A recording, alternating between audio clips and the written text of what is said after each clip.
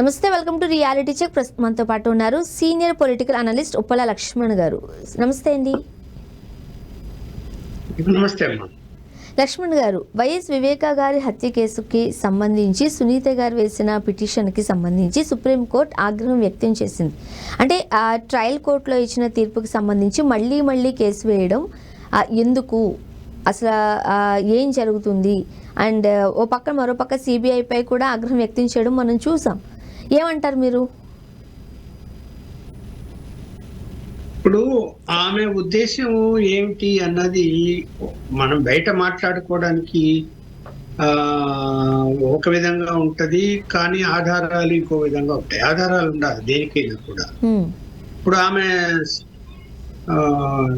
స్పష్టంగా ఫలానా వారి మీద నాకు అనుమానం ఉంది, అది దర్యాప్తు చేయాలని మాత్రం అడగలేదు. ఆమె ఇంకా దర్యాప్తు చేయాలి, ఇంకా లోతుగా జరగాలి, దీని వెనక ఎవరో ఉన్నారు అన్నది పిటిషన్ వేస్తున్నది. ఇప్పుడు ఎవరున్నారు ఎవరు లేరు అన్నది ఇక్కడ అవినాష్ రెడ్డి కుటుంబ సభ్యులు, అవినాష్ రెడ్డి మీద కూడా కేసు నమోదైంది. సరే, బెయిల్ వచ్చింది, అది వేరే అంశం. కేసు అయితే ఉంది, వాళ్ళ తండ్రి మీద కూడా ఉంది. చంపిన వాళ్ళు ఎవరో వాళ్ళు ఒప్పుకున్నారు, మేము చంపాము అని. కారణాలు ఏంటి అన్నది రాజకీయ కారణాలుగా మార్చారు. అది మరి ఆర్థిక కారణాలు కూడా అందులో ఉంటాయి అని నేనైతే అనుకుంటున్నాను.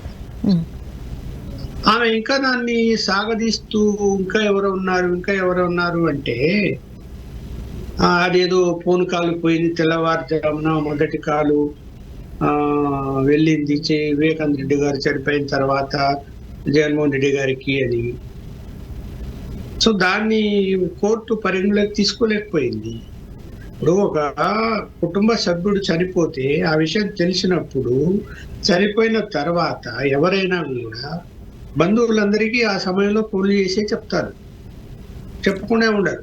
దాన్ని పరిగణలోకి తీసుకొని చెప్పారు అన్న మాత్రాన ఆయన పాత్ర కూడా ఉంది అన్నది ఎస్టాబ్లిష్ చేయడానికి అవకాశం లేదు. సిబిఐ కూడా దాన్ని ఏమి చేయలేని పరిస్థితిలో ఉంది. ఎలా ఎస్టాబ్లిష్ చేస్తారు? ఫలానా ఆయన, ఇప్పుడు చంపిన వాళ్ళు ఫలానా ఆయన చెప్తే మేము చంపాము అని ఆ పేరు చెప్పగలిగితే అతన్ని కూడా కేసులో పెడతారు, అతన్ని విచారిస్తారు. వాళ్ళెవరు కూడా జగన్మోహన్ రెడ్డి గారి పేరు చెప్పలేదు. నాకున్న అవగాహన, నేను గమనించిన దాన్ని బట్టి కోర్టుల్లో. అలాంటి పరిస్థితుల్లో ఆమె ఆయన మీదే అనుమాన పడుతున్నదేమో అనేది మనకు అర్థం కాని విషయము. అనుమాన పడుతూ ఉన్నప్పుడు ఇంకా దర్యాప్తు అంటే దర్యాప్తు చేసేటప్పుడు ఆధారాలు దొరకాలి. దాంతో ఏంటంటే ప్రతిసారి దాన్ని వాయిదా వేసుకొని, ఇప్పుడు ఛార్జ్ షీట్లు కంప్లీట్ అయిపోతే ఫైనల్ ఛార్జ్ షీట్ వేసేస్తే విచారణ స్టార్ట్ అవుతుంది, ట్రయల్ కోర్టు స్టార్ట్ అవుతుంది. సో ట్రయల్ కోర్టు స్టార్ట్ అవుతే ఏమైపోతుంది, తొందరగా కేసు ముగిస్తే శిక్ష పడుతుంది.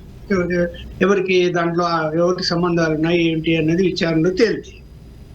ఇప్పుడు దీని వల్ల కాలయాపన జరుగుతున్నది కదా, ఇప్పటికే 7 సంవత్సరాలు దాటిపోయింది.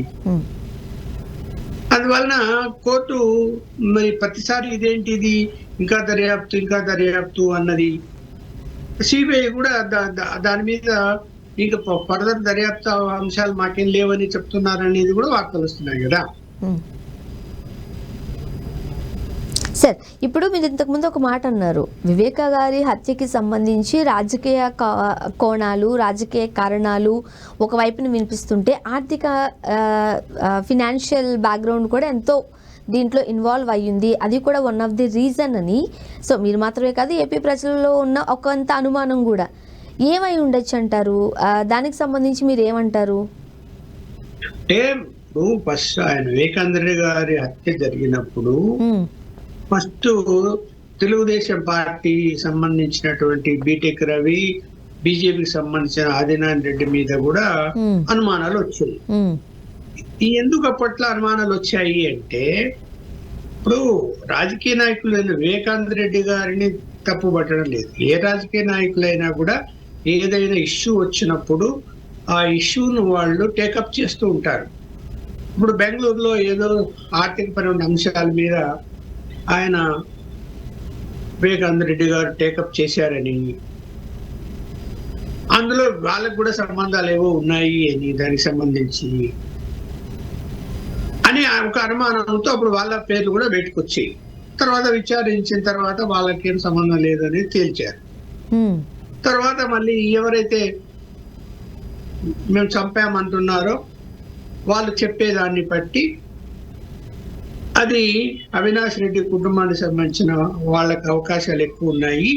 ఎందుకు అంటే వివేకానంద రెడ్డికి టికెట్ ఇస్తానని టికెట్ ఇవ్వాలని వివేకానంద రెడ్డి గారు అడిగారు. కడప పార్లమెంటుకు ఇవ్వు, నాకు కూడా వయసు అయిపోతుంది, ఈ ఒక్క దప్ప నాకు లాస్ట్ టైం ఛాన్స్ ఇవ్వు అని చెప్పి ఆయన జగన్మోహన్ రెడ్డి గారిని అడిగితే, చిన్నాన్న అడుగుతున్నాడు కదా చూద్దాంలే అని ఒక మాట అన్నాడని అది కుటుంబంలో అందరికీ తెలిసి, అంటే అవినాష్ రెడ్డి కుటుంబానికి కూడా తెలిసి మళ్ళీ మాకు టికెట్ ఇవ్వడేమో అనేటువంటి వాళ్ళకి ఒక అనుమానం వచ్చి జగన్మోహన్ రెడ్డి గారితో వాదానికి దిగారని కూడా అప్పట్లో సమాచారం వచ్చేది, వార్తలు వచ్చాయి. సో అదే కారణమా ఓకే మా వివేకానంద రెడ్డి బతికుంటే ఆయనకి టికెట్ ఇస్తాడేమో అని అనేది అక్కడ ఏమైపోతున్నదంటే, ఆయన ఆ రోజు చంపబడిన రాత్రి ఆ రోజు అతను కడప పార్లమెంటు పరిధిలోని జమలమడుకు వెళ్ళి పార్టీ ప్రచారాన్ని కూడా చేశాడు. అయితే అది ఆయనకు టికెట్ వస్తుందని ప్రచారం చేసుకున్నాడు అని ఒక వాదన, లేదు అవినాష్ రెడ్డికి టికెట్ ఇస్తున్నారని కన్ఫర్మ్ అయింది కాబట్టి ఆ ఓట్లు ఏమని చెప్పి అడిగారని రెండో వాదన వస్తుంది. మరి ఇప్పుడు ప్రతి ఇంటికి ముఖ్యమైన నాయకుల ఇళ్ళకెళ్ళి లోపల ఏం మాట్లాడుకుంటారో అన్నది మనం సమాచారం బయటకు వచ్చే అవకాశాలు తక్కువ ఉంటాయి. అందువల్ల ఏంటంటే ఏది ఏమైనా ఏదో దానికి వాళ్ళు చంపిన వాళ్ళు వాళ్ళ మధ్య కూడా మనీ ట్రాన్సాక్షన్ జరిగిందని కొంత డబ్బు కూడా దొరికింది. అందువలన వాళ్ళు ఏం చెప్తారు అనే దాని మీదనే కేసు నడుస్తుంది. ఇంకా వాళ్ళు ఇప్పుడు బెయిల్ మీద బయట ఉన్నారు ఇద్దరు. ఇప్పుడు ఏం మాట్లాడుతున్నారు బయట అంతా కూడా, వాళ్ళు మాకు కొన్ని శక్తులు మా వెనక ఉన్నాయి, వాళ్ళు చెప్తేనే చేశామన్నట్టు మాట్లాడుతున్నారు. ఏ శక్తులు అంటే ఉన్న వాళ్ళ పేర్లు చెప్పలేకున్నారు వాళ్ళు కూడా. మరి కోర్టులో ఏం చెప్తారో చూడాలి. అండ్ మరోపక్క ఆయన పర్సనల్ ఇష్యూస్ కూడా బయటకు వచ్చాయి. ఆయన ఒక రెండో వివాహం చేసుకున్నారు. ఆర్థిక లావాదేవీలకి సంబంధించి కూడా కాస్త వేరొకరు దాని మీద ఇబ్బంది పడ్డారు. ఈ రకమైన వార్తలు కూడా ఒక మరణించిన వ్యక్తి పైన వచ్చిన ఆరోపణలు అయితే ఇన్ని కావు. ఆ కోణంలో కూడా ఒక ఇబ్బందికరమైన పరిస్థితిని ఎదుర్కొన్నట్టుగానే కనిపించింది. రకరకాల ఆరోపణలు వచ్చాయండి. ఇప్పుడు ఆయన సెకండ్ వైపు ఉంది, వాళ్ళ వైపు ఆరోపణలు వచ్చాయి. ఆయనకు సంబంధించి ఆస్తుల వ్యవహారాల్లో ఏదో జరిగిందని మళ్ళీ ఏం చేశారు, వైఎస్ఆర్సీపీకి సంబంధించిన కొంతమంది అది మళ్ళీ తన కూతురు అల్లుడు వైపు కూడా మళ్ళీ ఇచ్చే ప్రయత్నం చేశారు. మరి ఏం చెప్పాలి, రకరకాల ప్రయత్నాలు. అంటే ఎవరైతే ఆ టైంలో వీళ్ళు నిందితులుగా పరిగణించబడుతున్నారు, లేకపోతే వీళ్ళే అని ఫింగర్స్ చూపిస్తున్న వాళ్ళతో సునీత గారు వెళ్ళి మాట్లాడడం, ఇవన్నీ కూడా కొన్ని అనుమానాలకి తెరలేపాయి. ఏది ఏమైనా ఇన్వెస్టిగేషన్ ఏజెన్సీ సిబిఐ మామూలు ఏజెన్సీ కాదు. సిబిఐని కూడా ఎన్ని ఇబ్బందులు పెట్టారు వైఎస్ఆర్సీపీ పరిపాలనలో. లోకల్ పోలీసులు అదేని కేసు కూడా కట్టారు సిబిఐ ఆఫీసర్ మీద, మమ్మల్ని బెదిరించారు అంటే. అందువల్ల ఏంటి, రాజకీయాల్లోకి వెళ్ళిపోయి అది వాళ్ళు కేసు నుంచి తప్పించుకునే ప్రయత్నాలు చేశారని మనకు అర్థమవుతున్నది. ఏమి చేసినా ఫైనల్ గా ఇక్కడ ఇంకా దాదాపు మా యొక్క దర్యాప్తు ముగిసిపోయింది అని సిబిఐ చెప్తున్నప్పుడు ఈమె మళ్ళీ పిటిషన్ వేయటం వలన కోర్టు మళ్ళీ విచారణ చేయండి అంటది. ఎందుకంటే ఏదో అనుమానం వస్తుంది, మళ్ళీ అడుగుతున్నారు, మళ్ళీ చూడండి లోతుగానే చూసారు. చూసిన తర్వాత ఇంకా ఏమీ లేదు అంటున్నప్పుడు మళ్ళీ పిటిషన్ వేస్తుంటే కోర్టు కొంచెం అసహనం వ్యక్తం చేస్తుంది కదా న్యాచురల్ గా, ఇంకా ఏమి తేల్చాలి అని. సిబిఐని కూడా ఇంతకంటే ఏమన్నా ఉందా అని ఉంటే మీరు ఎందుకు తేల్చలేకున్నారని వాళ్ళని అడుగుతుంది, వీళ్ళని అంటది. అది కామెంట్ చేస్తారు, సహజంగా జరుగుతాయి. సార్, అంటే ఇప్పుడు ఫైనల్ ఛార్జ్ షీట్ వేశారు, ట్రయల్ కోర్టుకు వచ్చింది, కొన్ని పేర్లు దాంట్లో లిఖించబడ్డాయి. బట్ సునీత గారు మనసులో ఒకరున్నారు, వాళ్ళ పేరు తప్ప అన్ని పేర్లు బయటకు వస్తున్నాయి కాబట్టి తను సాటిస్ఫై కావట్లేదు, వాళ్ళని ఎలా అయినా బయటకు వచ్చేంత వరకు తన పోరాటం ఆగదు అన్నట్టుగా మళ్ళీ రిక్వెస్ట్లు పెడుతున్నట్టుగా చూడాలా, అర్థం చేసుకోవాలా? ఏం సంకేతం అందుతోంది? కాదమ్మా, అనుమానాలు వేరు,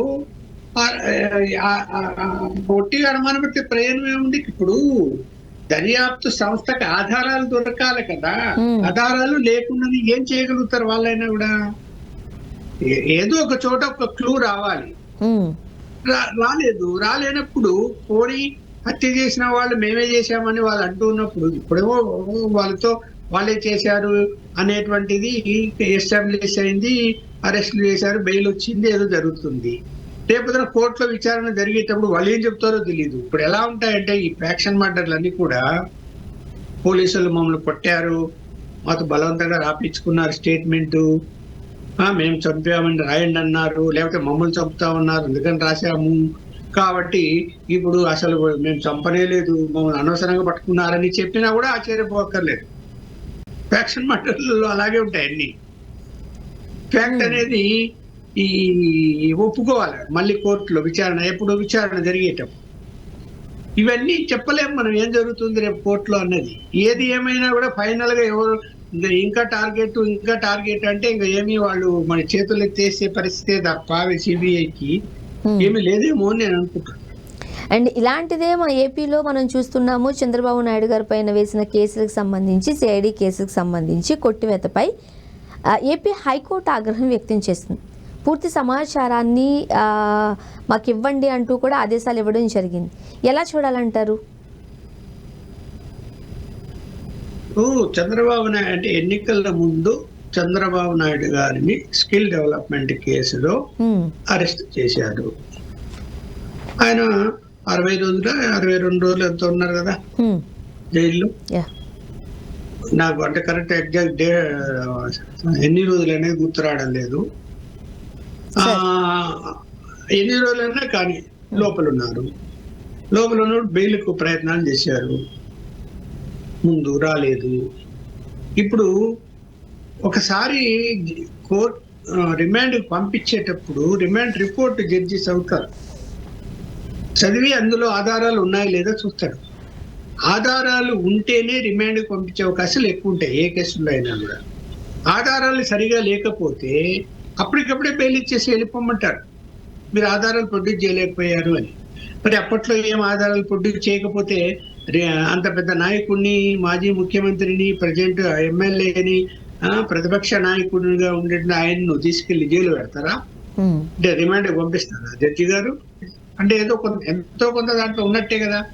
సరే ఉంది అని అనుకున్నాము అని అప్పటి పరిస్థితులు బట్టి. అంటే ఇప్పుడు ఉన్నట్టుండి అవి ఎట్లా మాయమైపోయాయి అనేది వస్తుంది కదా చర్చకు. ఆధారాలు ఏమైపోయాయని ఇప్పుడు ఏం చెప్తున్నది ఇన్వెస్టిగేషన్ ఏజెన్సీ?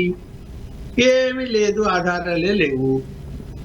సో ఆయన మీద కేసులు నడపాల్సిన అవసరమే లేదు. ఆయన మీద ఇంకా మరి కొంతమంది మీద కూడా, అంతమంది మీద ఏసీబీ కోర్టు అంటే కేసులు మూసేసింది. మరి ఏం చెప్పాలి దానికి ఇక్కడ మరి దాని మీద అంటే అప్పుడు కేసు వేసిన సిఐడి మీద తప్పు పట్టాల్సిన అవసరం ఉంది అంటారా? ఆ వ్యవస్థల్ని ఈరోజు క్వశ్చన్ చేసే పరిస్థితి రావడం లేదా? ఇప్పుడు ఆధారాలే లేవు, కేసు అవసరం లేదు అని చెప్పి ఇప్పుడు ప్రజెంట్ సిఐడి విభాగం వాళ్ళు కోర్టుకు తెలియజేస్తే కోర్టు కేసు క్లోజ్ చేసిందని అనుకున్నప్పుడు, గతంలో సిఐడి ఆధారాలు ఉన్నాయని చెప్పినప్పుడు అది గత సిఐడి తప్పు చెప్పిందనే కదా వాళ్ళ మీద ఏం చర్యలు తీసుకుంటారు? మరి తప్పు చెప్పింటే అంటే వాళ్ళ యొక్క తప్పుడు కేసు ఫర్ ఎగ్జాంపుల్ అనుకుంది, ఒకవేళ తప్పుగానే కనుక వాళ్ళు ఫైల్ చేసి ఉంటే ఆ తప్పుకు గాను సుమారు 2 నెలల పాటు ఆ టైంలో మాజీ ముఖ్యమంత్రిగా ఉండి, ఎమ్మెల్యేగా ఉండి, విపక్షంలో ఉన్న నేతను అంత ఇబ్బందికరమైన పరిస్థితుల్లో ఆ ఏజ్లో జైల్లో ఉంచారు అనేది చిన్న విషయం అయితే కాదు కదా. అదే కదా, కాదు కదా, మరి చిన్న విషయం కానే కాదు. మరి జడ్జి ఏ అభిప్రాయంతో ఆయన మరి రిమాండ్కి పంపించాడు? మరి బెయిల్ ఎందుకు ఇవ్వలేదు? బెయిల్ ఇవ్వాలని ఆర్గ్యుమెంట్ జరిగింది కదా, ఇవ్వలేదు కదా. మరి సాక్ష్యాధారాలు ఉన్నాయనే కదా అర్థం చేసుకోవాల్సిన పరిస్థితి అదే కదా అప్పట్లో.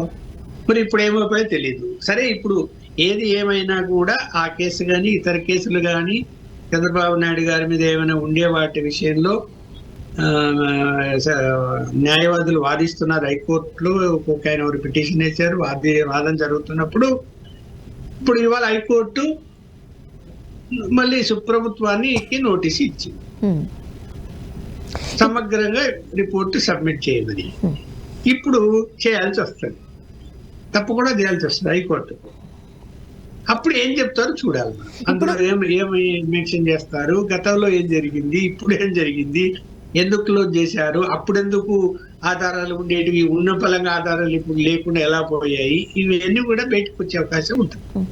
సరే, ఇప్పుడు రాజకీయంగా మనం మాట్లాడుకుంటున్నప్పుడు అధికారంలో ఉన్నప్పుడు ఇప్పుడు ఉల్టా అయింది. అప్పుడు జగన్మోహన్ రెడ్డి గారు ఉన్నారు, ఇప్పుడు చంద్రబాబు నాయుడు గారు ఉన్నారు. ఈ రాజకీయ విషయాలను కొద్దిసేపు మనం పక్కన పెట్టి చూసినట్లయితే, ఒకవేళ ఆ రోజు చంద్రబాబు నాయుడు గారి పైన తప్పుడు కేసులే కనుక పెట్టి ఉన్నట్లయితే, ఎగ్జాంపుల్ తీసుకుంటే, అంటే అధికారంలో జగన్మోహన్ రెడ్డి గారు ఉన్నప్పుడు అధికారంలో ఉన్నారు కాబట్టి ఎలాంటి వారిపైన అయినా ఎలాంటి తప్పుడు కేసులన్నా నమోదు చేసి జైలుకు పంపించే వ్యవస్థలో ఉన్నామా? అదే పాయింట్ మనం ఉల్టాలో మాట్లాడితే, ఈరోజు చంద్రబాబు నాయుడు గారు అధికారంలో ఉన్నారు కాబట్టి ఎలాంటి బలమైన స్ట్రాంగ్ కేసెస్నైనా ఇట్లా అంటే 1-2 నిమిషాల్లో వ్యానిష్ చేసేసిన విధంగా తుడిచిపెట్టేసుకోగలమా? మన వ్యవస్థలు అలానే ఉన్నాయా? ఏమంటారు మీరు? అలాగే ఉన్నాయి మా వ్యవస్థలు. ఇప్పుడు ఇక్కడ అడ్మినిస్ట్రేషన్ ఎలా ఉంటది, ముందు కింది లెవెల్ అధికారులు ఫైల్ మూవ్ చేస్తారు, పై అధికారులు దాన్ని స్క్రూటినీ చేసి దాన్ని అంగీకరిస్తారు. కొన్ని విషయాలు కన్సర్నింగ్ మినిస్టర్ పోతాయి, కొన్ని మళ్ళీ సీఎం ఆమోదానికి వెళ్తాయి, కొన్ని క్యాబినెట్కి వెళ్తాయి. ఈ మొత్తం వ్యవహారంలో ఏమైపోతుంది, ఏదైనా అందులో అనుకోని జరిగితే, అంటే అవినీతి అక్రమాలు జరిగితే, ఇక్కడ బాధ్యులు ఎవరు అనేది వచ్చినప్పుడు, ఒకవేళ కింది స్థాయి అధికారి నుంచి డైరెక్ట్ గా మంత్రి ముఖ్యమంత్రి వరకు వెళ్ళి ఉంటే అందులో బాధ్యత అందరూ వహించాల్సి వస్తుంది. కొన్ని ఏం చేస్తారు అంటే, నేను ఒక ముఖ్యమంత్రి అని నేను ప్రత్యేకంగా పేరు చెప్పదలుచుకోలేదు, కొంతమంది ఏం చేస్తారంటే ఆ ఫైల్లో అనధికారికంగా వాళ్ళు తెప్పించుకుంటారు, ఎలాంటి సంతకాలు చెయ్యరు, ఓవరాల్ గా ఓకే దీన్ని శాంక్షన్ చేయండి అని చెప్తారు. చెప్పినప్పుడు ఆఫీసర్లు ఏం చేస్తారు, ఆ ముఖ్యమంత్రి గారు నోటీస్ తీసుకొచ్చాము, అది చేయమన్నారు, మనం చేస్తామని చేస్తారు. తర్వాత వాళ్ళు ఇరుక్కుంటారు. ఇష్యూ బయటకు వస్తే కనుక, అంటే ఏదైనా బయటకు వస్తే వాళ్ళు ఇరుక్కుపోతారు. అలా ఇరుక్కుపోయిన ఆఫీసర్లు చాలా మంది చూసాం కదా మనం. ఈ ఆఫీసర్లు, అరే ఇది కన్సర్నింగ్ మినిస్టర్కి వెళ్ళినప్పుడు మినిస్టర్ దాని మీద యాక్సెప్ట్ చేయలేదా అన్నది ఉండాలి, సంతకం ఉండాలి. ముఖ్యమంత్రి పోతే యాక్సెప్ట్ చేశారా లేదని ఉండాలి, సంతకం ఉండాలి. అవన్నీ లేకుండా మనం చేస్తే రేపు మనకేమైనా ఇబ్బంది వస్తుంది ఎందుకు ఆలోచించడం వీళ్ళు కూడా. అంటే ఆ అవినీతిలో వాళ్ళు కూడా భాగస్వాములే. పెట్టుకుని చూద్దాం, ఇప్పుడు ఎందుకు పెట్టుకుని ఎవరు తెలుస్తుంది, మనం చేసేద్దాము అని చేయాలి.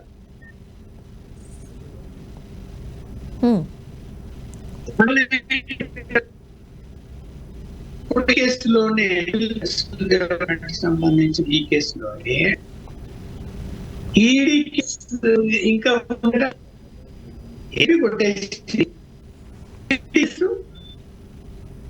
ఈడీ కేసు ఉంది, దాని మీద వాళ్ళు ఇంకా విచారణ చేస్తున్నారు. ఈడీ కేసు ఎలా వచ్చింది అంటే మనీ లాండరింగ్ జరిగింది. ఈడీ వాళ్ళు ఎంటర్ అయితే దాని మనీ లాండరింగ్ అన్నిట్లో ఎంటర్ కారు వాళ్ళు. మనీ లాండరింగ్ అంటే ఏంటి, ఇక్కడ నుంచి ఈ దేశం నుంచి ఇంకో దేశానికి మనీ పోయింది, అక్కడి నుంచి మళ్ళీ తిరిగి వచ్చింది కొన్ని కంపెనీలకు, బేనామీ కంపెనీలకు, ఆ కంపెనీల నుంచి డ్రా చేసుకుంటారు. ఇది మనీ లాండరింగ్ సిస్టమ్. ఈ మనీ లాండరింగ్ లో ఇప్పుడు విచారణ చేస్తున్నది అంటే ఆ స్కిల్ డెవలప్మెంట్ సంబంధించినటువంటిది అది ప్రూవ్ అయితే, ఎందుకంటే మనీ ట్రాన్సాక్షన్ కాబట్టి ఇప్పుడు ఏ కంపెనీకి వెళ్ళింది విదేశాల్లో, ఆ కంపెనీ నుంచి మళ్ళీ ఇండియాలో ఏ కంపెనీలకు వచ్చాయి, ఆ కంపెనీల ఓనర్లు ఎవరు, ఆయన ఉప్పల్ లక్ష్మణ్కి ఏమైనా సంబంధం ఉందా, ఆయన రిలేటివా, ఆయన బినామీనా అని ఎంక్వైరీ చేసినప్పుడు ఆ యొక్క బినామీల నుంచో బంధువుల నుంచో తిరిగి డబ్బు నాకే అందితే తనే క్లియర్ గా అర్థమైపోలే. డబ్బు అందినప్పుడు దొరికిపోతారు కదా, ఎట్లా తప్పించుకునే అవకాశం ఉంటది. అది పెద్ద కోట్లలో ఉన్నప్పుడు ఏమైపోతుందంటే క్యాష్ కాదు, క్యాష్ ట్రాన్సాక్షన్ లో ఇప్పుడు మా ఇంటికి తీసుకొచ్చి క్యాష్ ఇచ్చాడు అనుకోండి, వాడు నిరూపించడం కష్టం ఏదైనా వీడియో తీసుకుంటే తప్ప. అదే నాకు సంబంధించిన కంపెనీలకు బంధువులు చుట్టాల కంపెనీలకు మనీ ట్రాన్సాక్షన్ అయ్యి నేను డ్రా చేసుకున్నాను అనుకో, దొరికిపోతాం కదా. అలా ఇందులో మనీ లాండరింగ్ జరిగింది అని చెప్పి విచారణ చేస్తున్నది ఈడీ. కాబట్టి ఈడీకి ఏం సమాచారం రేపు పొద్దున వస్తుందో, ఏది బయటపడుతుందో మనం చూడాల్సి వస్తుంది. ఓకే.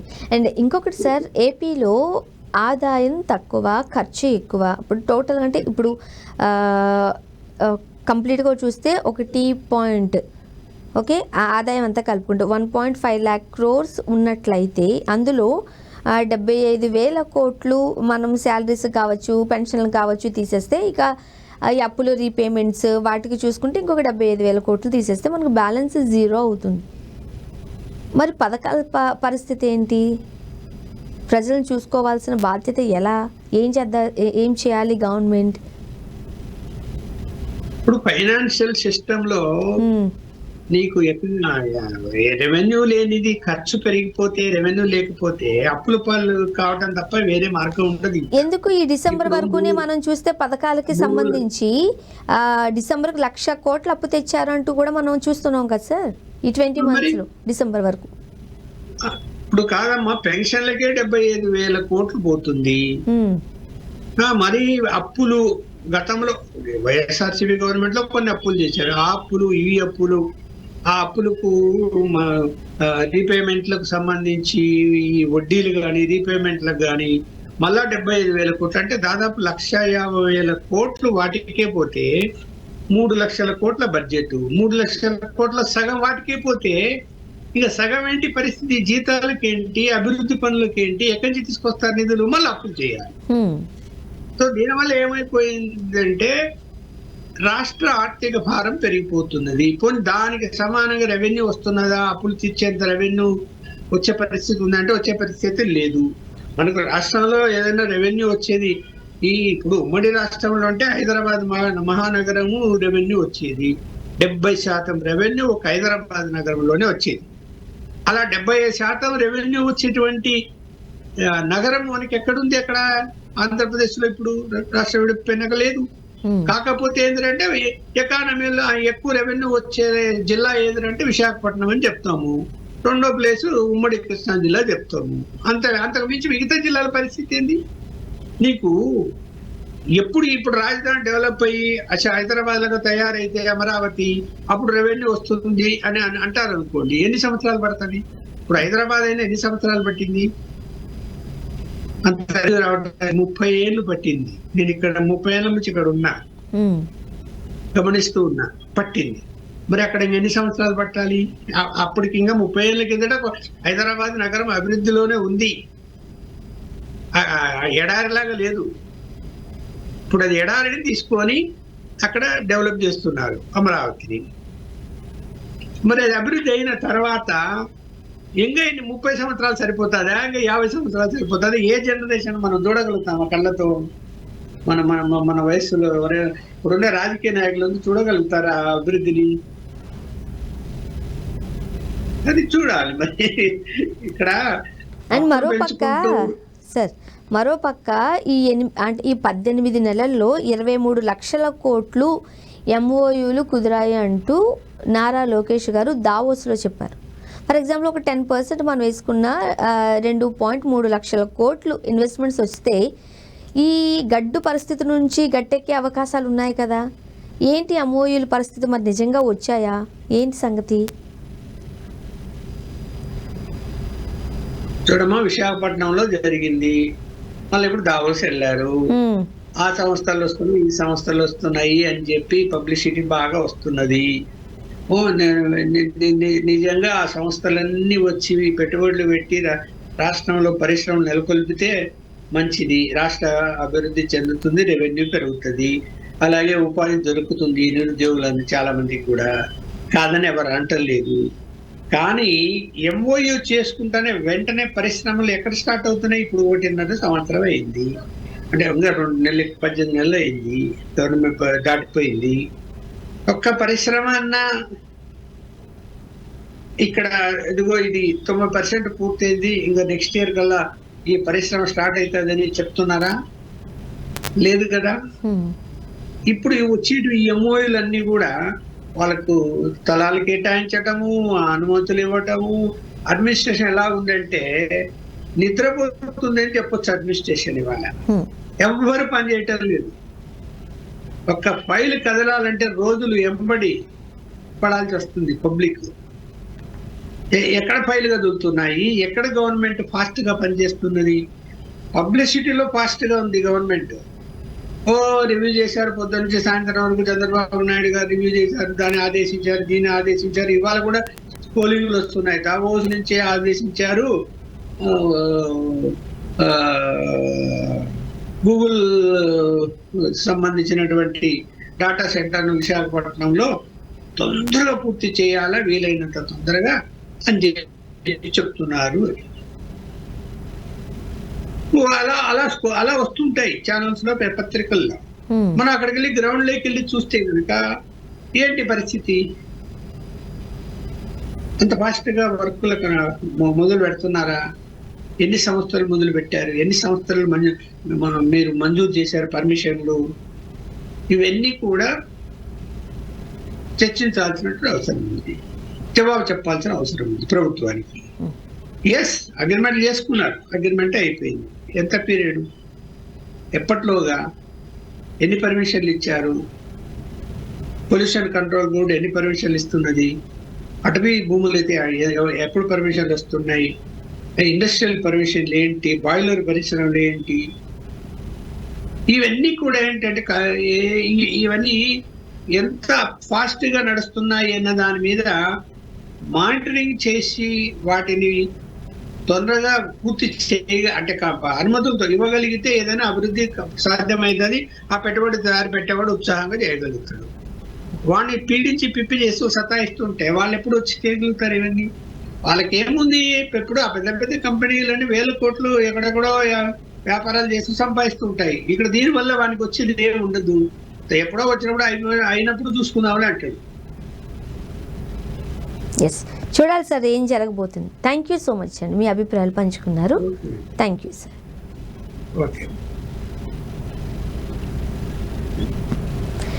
ఇది వాళ్ళ రియాలిటీ చెక్. Stay tuned.